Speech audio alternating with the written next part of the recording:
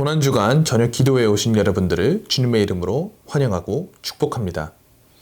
오늘 예배가 드려지는 첫 시간인데요. 오늘과 내일은 제가 예배를 인도하게 되고요. 그리고 수요일과 목요일은 우리 박상천 목사님께서 예배를 인도를 해주십니다. 그리고 금요일은 특별히 저희가 온 가족이 함께 예배를 드릴 수 있도록 한어, 영어로 동시 진행이 됩니다. 모든 영상은 7시 반에 저희 교회 유튜브 페이지에 올라오게 됩니다. 한 분도 빠짐없이 같이 고난주간에 예배에 동참하시기 바랍니다. 그리고 저희 주일날 이제 부활주일 주일이 오는데요. 예배가 끝나고 난 후에 1시부터 3시 반까지 저희 교회 주차장에서 드라이브트루 이벤트가 있습니다. 모든 분들이 오시면은 저희 교회에서 이런 자그마한 선물을 준비를 했는데요. 정말 내용들이 참 알찹니다. 그래서 꼭 온 가족이 함께 교회 오셔서 비록 드라이브트루지만 같이 꼭 받아가시면 좋겠습니다. 그럼 오늘 고난주간 첫 번째 예배를 하나님께 올려드립니다. 다 같이 묵도하시겠습니다. 여호와여, 내가 주께 피하오니 나로 영원히 부끄럽게 마시고 주의 의로 나를 건지소서. 내게 귀를 기울여 속히 건지시고 내게 견고한 바위와 구원하는 보장이 되소서. 주는 나의 반석과 산성이시니 그러므로 주의 이름을 인하여 나를 인도하시고 지도하소서. 저희가 나를 위하여 비밀이 친 그물에서 빼어내소서. 주는 나의 산성이시니이다. 내가 나의 영을 주의 손에 부탁하나이다. 진리의 하나님 여호와여, 나를 구속하셨나이다. 아멘. 그럼 다 같이 찬송가 144장 예수 나를 위하여 같이 찬송하시겠습니다.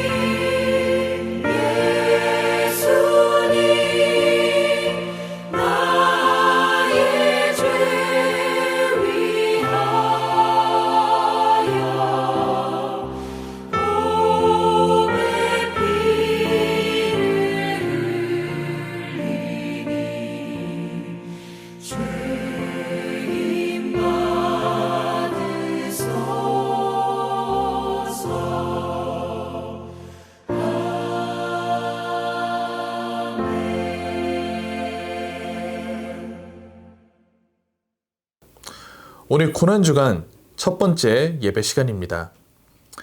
여러분의 믿음은 어디 있습니까? 라는 주제로 여러분들과 은혜 나누길 원합니다. 여러분 혹시 역사는 승리한 자의 기록이다 라는 말을 들어보셨나요? 이런 말이 나온 이유 중 하나가 역사는 항상 승리한 입장에서 쓰여지고 정리하기 때문에 그렇습니다. 때로는 어떤 정치적인 목적을 위해 어떤 인물을 신격화하기도 하고 자신들의 행동을 정당화하기 위해 왜곡된 사실을 기록하기도 합니다. 때로는 자신들의 치부라고 생각되는 것들을 지워버리기도 하는데요. 대표적인 예로 고대 이집트가 그랬습니다.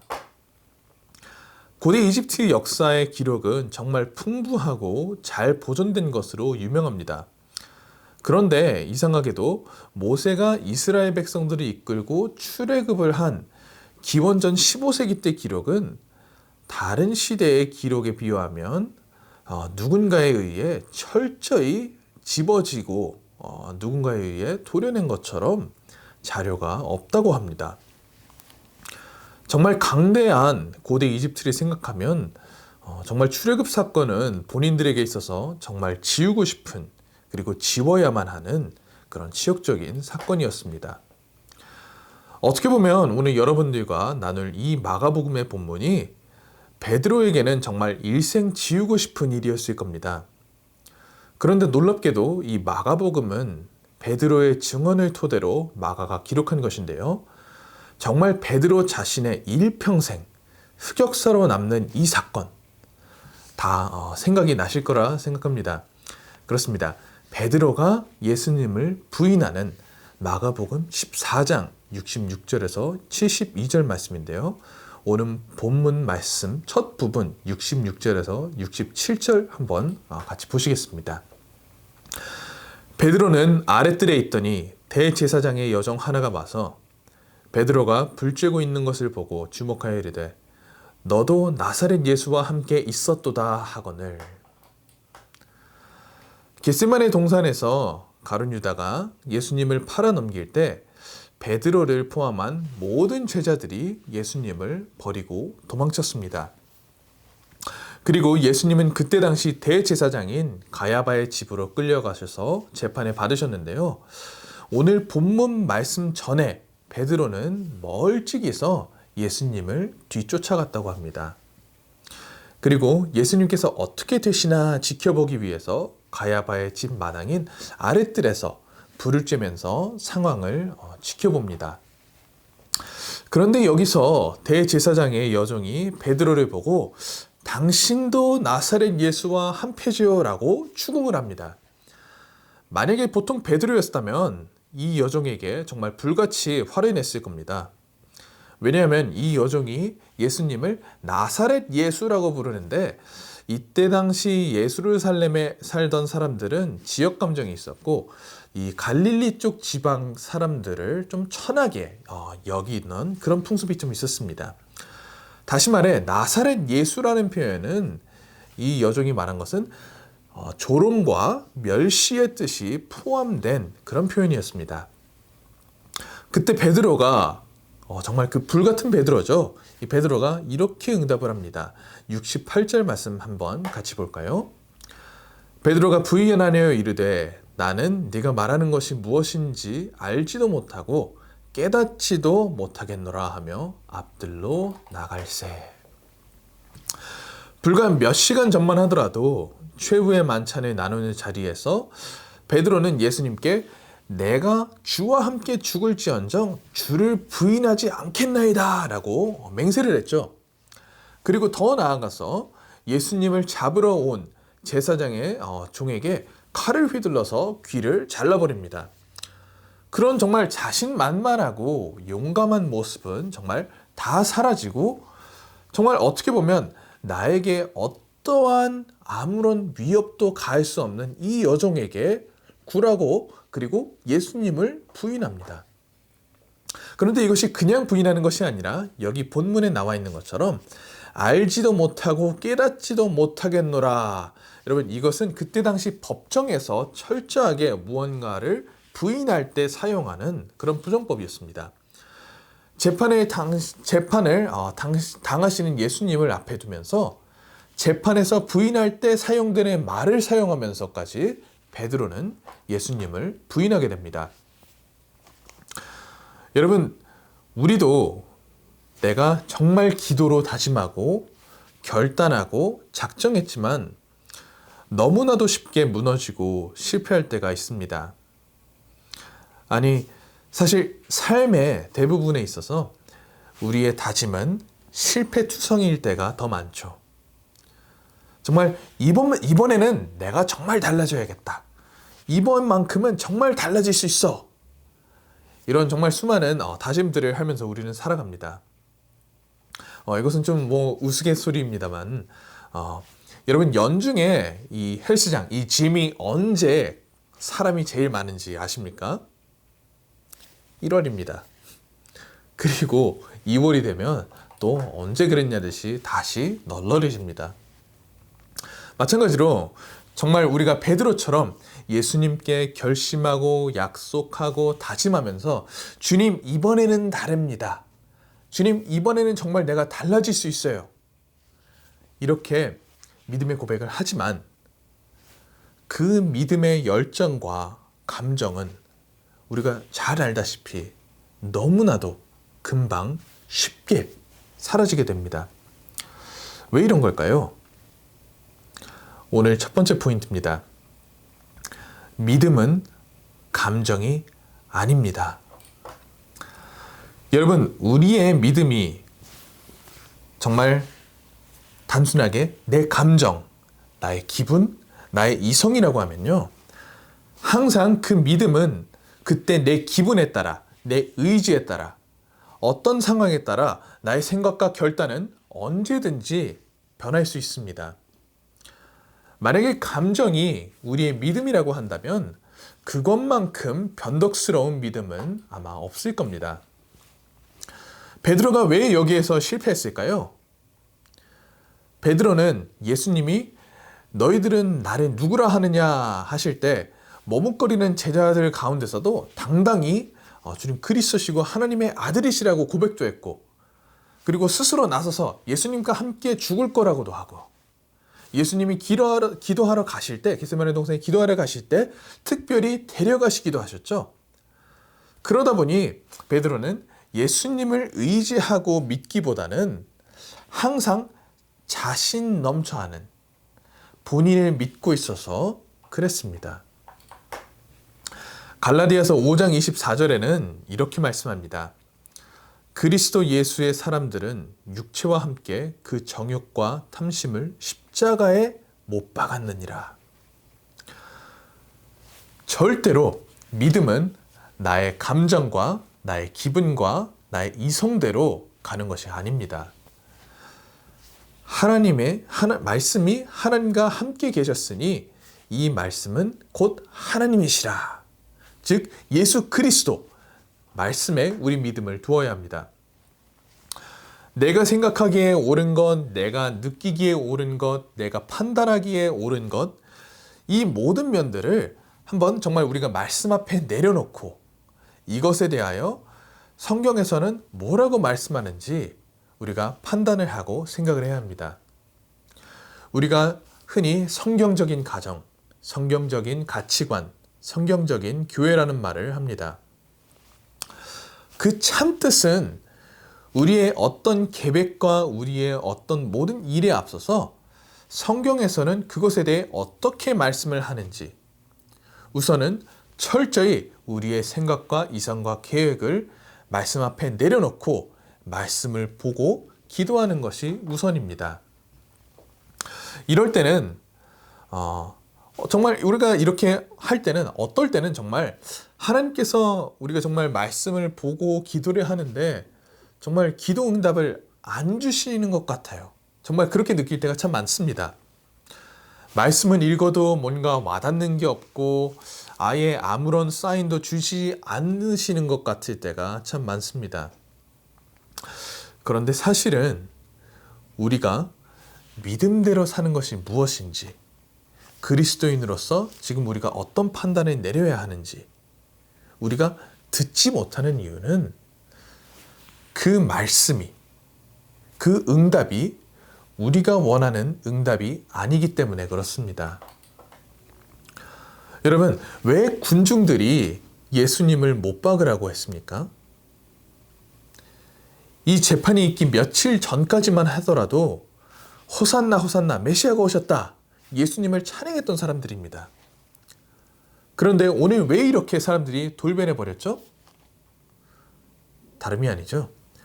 그 메시아에 대한 믿음이 철저히 그들의 감정과 그들의 이성에 있기 때문에 그랬습니다. 그러니까 내가 생각하기에, 내가 느껴지기에 이 예수님은 내가 원하는 메시아가 아니었어요. 여러분, 간단한 예를 드리겠습니다. 성경에서는 원수를 사랑하라고 합니다. 그리고 이웃을 사랑하라고 합니다. 여러분, 사랑하시나요? 사랑하기 정말 어렵죠? 그런데 말씀에서는 분명히 우리가 무엇을 해야 하는지 이렇게 말씀하고 계신다는 거예요. 믿음은 상황에 따라 변하는 어떤 상대적인 것이 아닌 변하지 않는 절대적이라는 사실 기억하시기 바랍니다. 여러분, 우리가 이 사실을 잊고 살면 하나님 앞에 매번 결심하고 결단하는 우리의 모습이 나에게 정말 아무런 위협조차도 줄 수 없는 이 여종 앞에서 두려움에 떨고 도망친 베드로처럼 되기 쉽습니다. 우리가 그렇게 우리의 믿음을 감정에 의지하고 매번 실패를 하다 보면 우리가 죄 앞에 더 쉽게 자주 무너지면서 우리의 신앙의 자신감을 잃어가게 되고 우리는 예수님이 점점 멀어지게 느껴집니다. 실제로 베드로가 그랬습니다. 원래 베드로는 마당에서 불을 쬐고 있을 때가 아니었어요. 원래대로라면 겟세마네 동산에서 지금 예수님과 함께 붙잡혀서 예수님 바로 옆에서 재판을 당하고 있어야 했어요. 하지만 거기서 예수님을 버리고 도망쳐서 예수님과는 조금 떨어져 있는 집 아랫들 마당에서 불을 쬐고 있었습니다. 그런데 거기서 예수님을 부인하자 더 멀리 가서 불이 없고 어두운 곳, 아무도 나를 알아볼 수 없는 앞뒤 출입구로 도망을 갔습니다. 여러분, 그렇습니다. 우리의 믿음이 예수 안에 있지 않으면 매번 실패하고 낙심되어 스스로 예수님과 멀어지게 되죠. 여러분, 근데 그 멀어지기만 하면 그게 다일까요? 아닙니다. 69절에서 72절 말씀 같이 한번 보겠습니다. 여종이 그를 보고 곁에 서 있는 자들에게 다시 이르되 이 사람은 그 도당이라 하되 또 부인하더라. 조금 후에 곁에 서 있는 사람들이 다시 베드로에게 말하되 너도 갈릴리 사람이니 참으로 그 도당이니라. 그러나 베드로가 저주하여 맹세하되 나는 너희가 말하는 이 사람을 알지 못하노라 하니 닭이 곧 두 번째 울더라. 이에 베드로가 예수께서 자기에게 하신 말씀 곧 닭이 울기 전에 네가 3번 나를 부인하리라 하심이 기억되어 그 일을 생각하고 울었더라. 결국에는 베드로가 저주까지 하면서 예수님을 부인합니다. 누가복음에서는 베드로가 예수님을 3번째 부인하고 닭이 울 때 주께서 돌이켜 베드로를 보셨다라고 나옵니다. 정말 너무나 큰 죄를 저지른 순간에 예수님께서는 베드로를 바라보셨습니다. 여러분, 이때 눈빛으로 예수님께서는 베드로에게 뭐라고 말씀하셨을까요? 우리가 죄를 짓는 순간에, 우리가 알면서 주님과 거리를 두는 순간에 예수님께서 저와 여러분을 돌이켜 보십니다. 그때 예수님의 표정을 한번 생각해 보세요. 예수님께서 우리가 죄 가운데 있을 때 어떤 표정으로 우리를 바라보고 계십니까? 교회 전승에 의하면 베드로는 십자가에서 거꾸로 매달려 순교할 때까지 닭이 우는 소리를 들을 때마다 정말 그 자리에서 무너지고 울었다고 합니다. 이건 제 생각입니다만 아마 베드로가 이 이야기를 마가에게 해줄 때 베드로는 정말 많이 울었을 것 같아요. 사도들 중에서도 지도자이며 으뜸으로 인정받는 베드로가 정말 지우고 싶은 자신의 과거, 예수님을 믿는 자들을 이끄는 사람으로서 예수님을 부인한 이 사실을 왜 서슴없이 이렇게 증언을 하고 마가는 기록을 했을까요? 오늘 마지막 포인트입니다. 회개를 통해 하나님의 은혜 넘침을 알게 하기 위해서입니다. 아니 어떻게 예수님을 부인한 사람이 사도들 중에 으뜸이 되고 교회의 지도자가 됩니까? 상식적으로 이해가 잘 가지 않는 부분이죠. 하지만 우리가 과거 어떤 죄가 있더라도 우리가 주님 앞에 회개하고 돌이켜 선다면 나의 은밀하게 숨기고 싶은 죄, 그 모든 것을 하나님의 그 모든 것이 하나님의 은혜를 통해 우리가 그 숨기고 싶은 죄도 간증거리가 되는 겁니다. 로마서 5장 20절에서는 이렇게 말씀합니다. 율법이 가입한 것은 범죄를 더하려 하려 함이라. 그러나 죄가 더한 곳에 은혜가 더욱 넘쳤나니. 우리는 은혜 안에 살고 있습니다.